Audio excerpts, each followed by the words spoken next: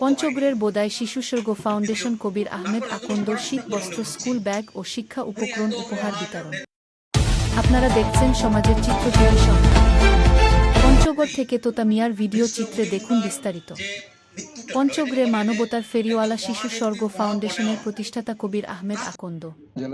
পঞ্চগড়ের বোদা উপজেলায় চতুর্থ ইভেন্টে অনুষ্ঠিত হল শিশু স্বর্গ ফাউন্ডেশনের আয়োজনে ও এভারেস্ট ফার্মাসিউটিক্যালস লিমিটেডের সহযোগিতায় শীত আনন্দ উৎসব।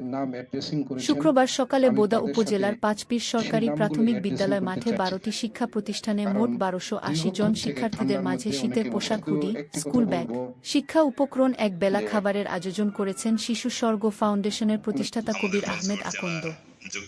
এ সময় অতিথি হিসেবে উপস্থিত থেকে বক্তব্য রাখেন শিশু স্বর্গ ফাউন্ডেশনের প্রতিষ্ঠাতা Kabir Ahmed Akanda, director Panchagarh chamber and industry Mohammad Raihanul Alam, প্রধান রিয়াল বিশিষ্ট সমাজ সেবক বোদা পঞ্চগড় মোহাম্মদ হুমায়ুন কবির লায়ন।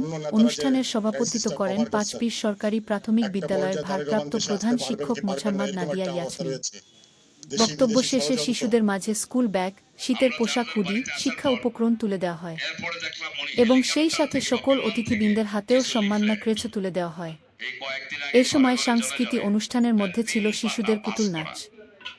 সমাজের চিত্র টিভি সংবাদের সাথে থাকার জন্য ধন্যবাদ। সবার আগে আপনার এলাকার সংবাদ পেতে আমাদের চ্যানেলটিকে সাবস্ক্রাইব, লাইক, ফলো দিয়ে সাথে থাকুন। পরবর্তী সংবাদ শোনার আমন্ত্রণ রহিল।